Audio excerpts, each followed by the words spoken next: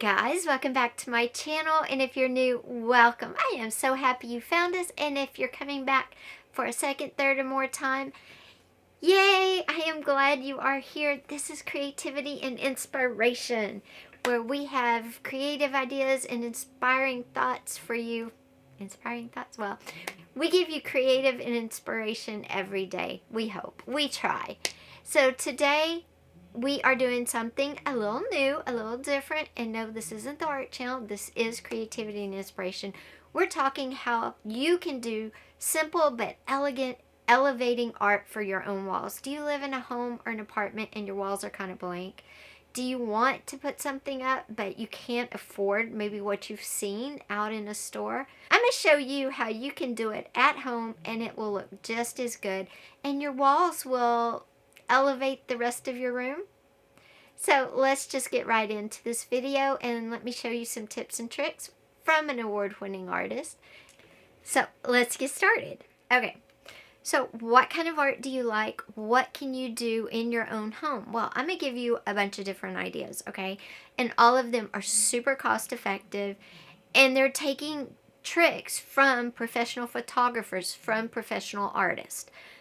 First, let's start with photography. Maybe you want to make a collection on your wall of some photographs. Look on your phone. What have you taken photos of? Is it something you really like? Maybe it's your pets or pet. Maybe it's your flowers, your garden. Maybe it's a building. You like architecture, okay?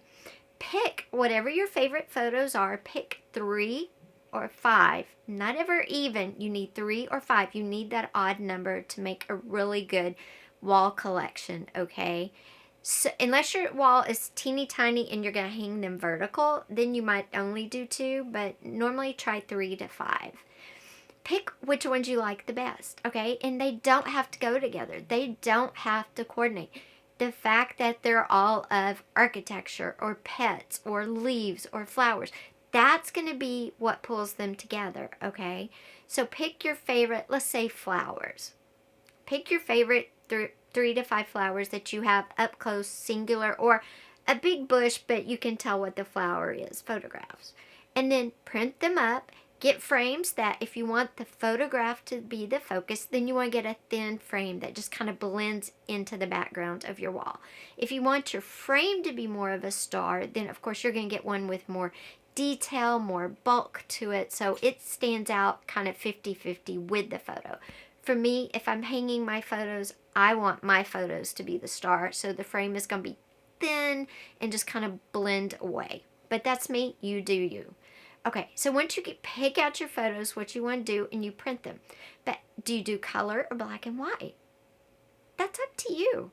If the colors of the flowers you've printed don't go with your inside, make them black and white, because you're doing it for the flower itself, the shape, okay? Same with animals, architecture, stars, nighttime, whatever. Do black and white if it's the shape, and do color if it's the color, okay? Or if it's the warmth of a photo, because when you do black and white, yes, you can get warmth with black and white, but you lose a lot of it. You get more of that with your color photos. So that's one option. Print your own photos. Number 2 is hang real life plants, attach them to a canvas or to a backing for a frame, and frame them and hang them up, or hang them on a canvas. Wait, what did she say? Real life plants? Yes, because bringing nature in is really hot for 2022. It started in 2021, and that trend is coming into 2022. I have the picture, I have the canvas with the moss on it, okay? And then I suggest with that collection of photos with the moss on one, and then some other art with it, to add in some live plants. Bringing nature in is huge right now. So go cut a branch off a tree. Make sure it's your own, please. Don't get arrested. Cut a branch off, mount it, and frame it. Take the glass out, of course, because you want that texture. You want to be able to feel. Texture is real big right now. And you know what? It's a thing from the past. Look at these two from the 50s. Here are some, cats and that rock art that was real big. You can see the yarn is very textural. The feet are like, oh, what do you call those? Like tacks, almost thumbtacks. And then the rocks. And then these set too. Again, you have the texture with the rocks. Home trends come around just like fashion. It was the 80s when neon was popular. Look what I bought in 2022. Neon orange. It's coming back. Sorry, it's choking me. And the same is with art. Okay, so textural art. So hang that branch off of that tree and get that texture. Be able to touch it. Or get some branches and then mount them and then paint them all one color.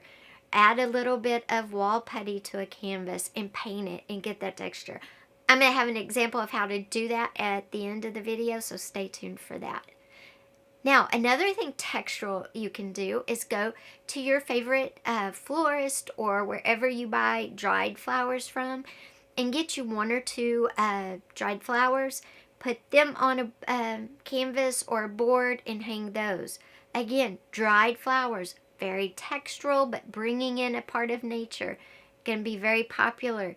And it speaks, it says, you know, you're on trend. And if it goes with your decor, it's a perfect thing to do. Well, wait, how do I know if it goes with my decor? You don't know. You don't know until you put it up there. No, you know. Do you have a lot of natural elements in your home? Do you have a lot of woods?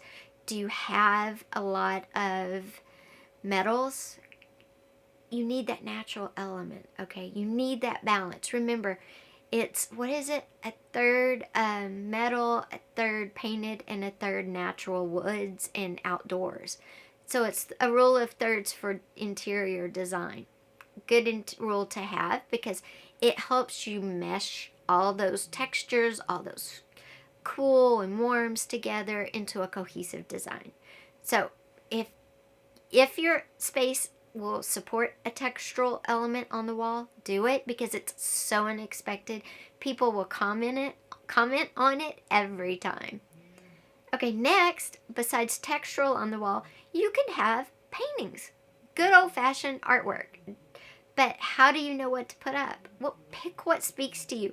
That's the thing. If something speaks to you, even if it doesn't seem to go, if it speaks to you, it goes with the rest because you picked the rest because you liked it, okay? None of us live in a space and have things that we don't like. So why wouldn't the art be the same? Okay, I'm going to show you a couple of ways to pick a very expensive art piece online and make your own copy of that, okay? Save you some bucks, but still bring in that wow. And people might, not realize it's a copy. And people may say, hey, I saw that on, right? Oh, yeah, but I made my own, because I made it my own. That's what you do. You take something, and if you can't afford to buy the original, make it your own. Another something is if you have a feel for something in your space that you really love. Like, say you love, clocks, okay? Or say you have a thing for time. You can make art out of something you're passionate about. And it's easy and it's not complicated. You just have to do it. Let me show you an example of using time as inspiration for a piece of art for your place. Okay, so this is a piece of art I had in a gallery in Encinitas. And I love this piece. I took the play on a clock. I attached real hands to it and some of the screws that would hold the hands on just to give it a touch of authenticity. But then it's very whimsical. It's very fantastical, fantasy-oriented. Anyway, you get the point.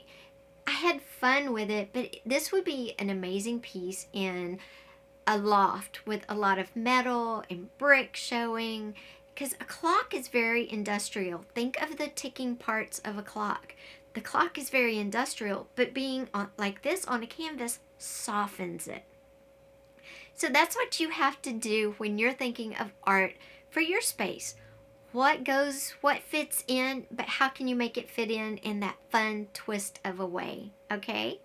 So this is a fun twist on a clock.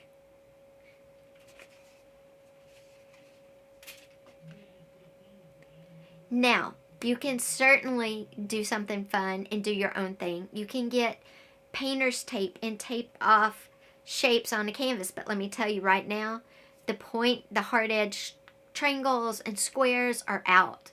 In 2022, it's all about circles and soft flows. It's circles, guys. If you look, it's round. It's the couches are round, the pillows are round. It's the circle, it's the softness, the flow. No hard edges in 2022. So just go paint circles on a canvas and you'll be great. Plants in the sun, you know, those kind of things. But let me show you how you can find art online that you really like and how you can copy it. And I'm going to show you right now.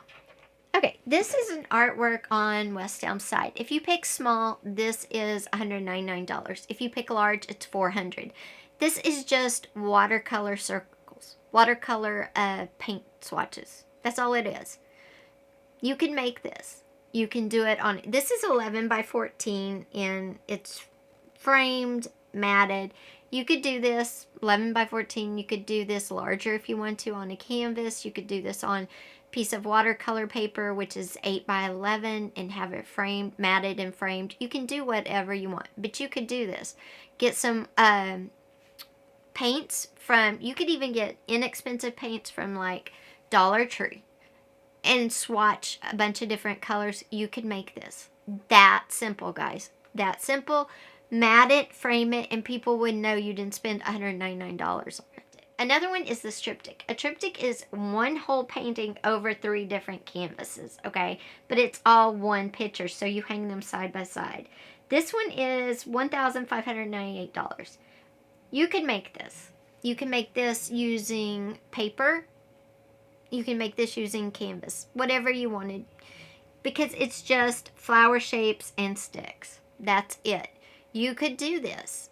And then you frame it. Notice when I was talking earlier about frames that kind of melted into the background versus took over. The way this triptych is framed, the frame just is there to hold it, give it some structure, but it melts into the background because you really want to feel like all 3 separate panels are connected. And that's what I was talking about with your photography too. That's the kind of frame, if you're framing something that you want the picture to be the star, get a frame that melts into the background. And that's what this one does, because they want you to get a sense of one whole picture and not 3 disjointed separate pictures. But you could do this. It's not hard. Simple lines are very in 2022. Okay, you could draw a branch. That's it, a branch across all 3.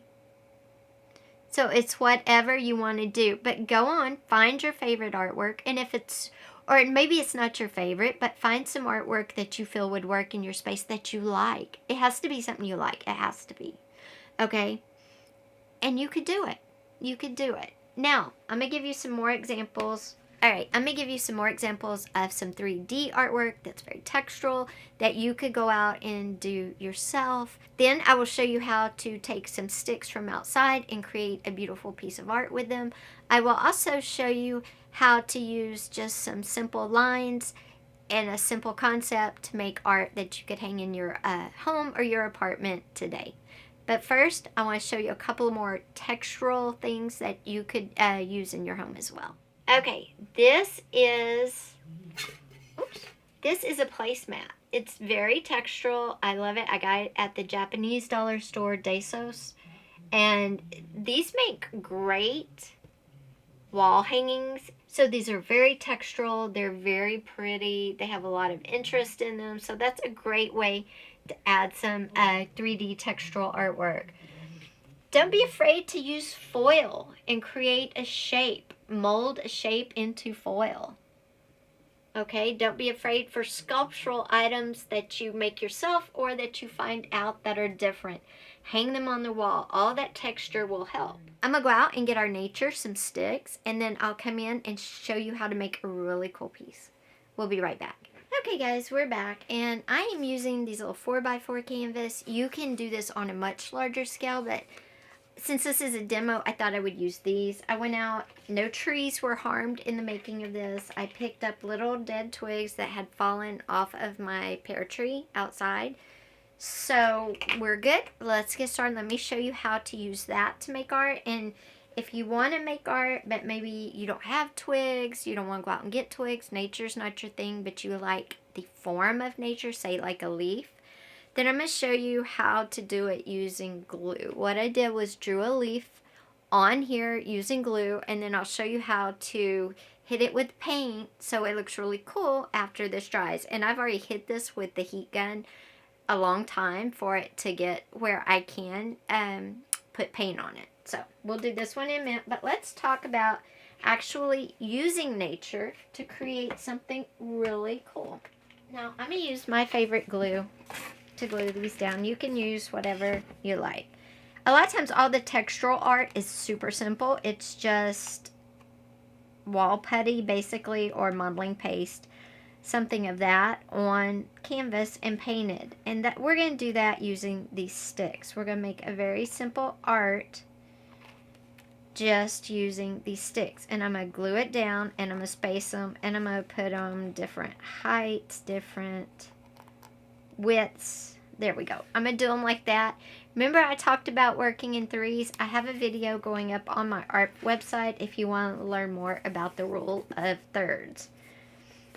Okay, so I'm just going to use my Elmer's glue here. So there our sticks are all glued down.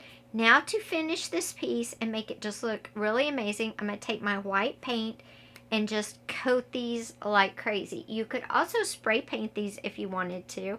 I have spray paint as well, but I think I'm just going to use my acrylic white paint because it's handy.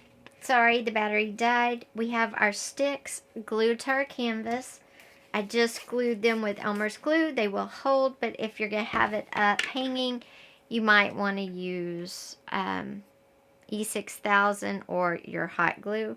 You can spray these. I'm just going to use my acrylic paint here. You can paint them before you put them on if you want to, but the reason you paint them while they're on is to make them look seamless. So you want it to be all like just one, like the canvas is one, like it just has the lumps in it basically. So there's our stick art. What we did was just took real sticks, glued them down, and covered them up. That's one trick to bringing nature in, cutting and creating texture. Now if you wanted to bring nature in without actually bringing real nature, you could do it with the glue, like how I made a 3D leaf here. Okay, here I used my glue to make a 3D leaf.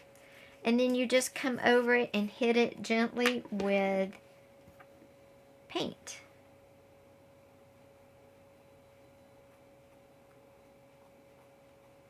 And I'm using this green because it's a leaf.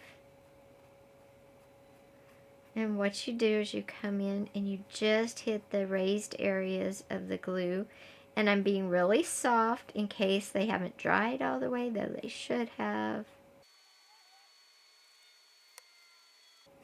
And that's a cool way to get art on your wall as well and have it look like nature, and it has that 3D effect. And that's just drawing a leaf with glue and then letting it dry and then hitting it with paint. That would look really good hanging on your wall with maybe 2 other leaves or 4 other leaves. Remember, you want it in groups of 3 or 5. Okay?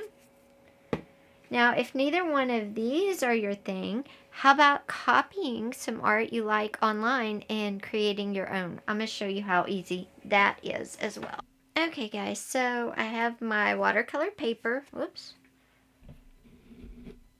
So I have my watercolor paper, which you can buy at Amazon or any crafting store. I'll link this one below. I think I got it at Amazon, maybe not. Maybe it came from Hobby Lobby. Anyway, I'll link one down below for you, and I have my watercolors I got from Amazon, and I'll link those down below as well. And remember that art I showed you that was either $199 or $400, and it was just circles of watercolors. I'm going to show you how you can do that one as well. And I'm just going to pick random colors let's see. I'll start with orange because I'm wearing neon orange, so. And then I'm going to come over here and start my circles right here.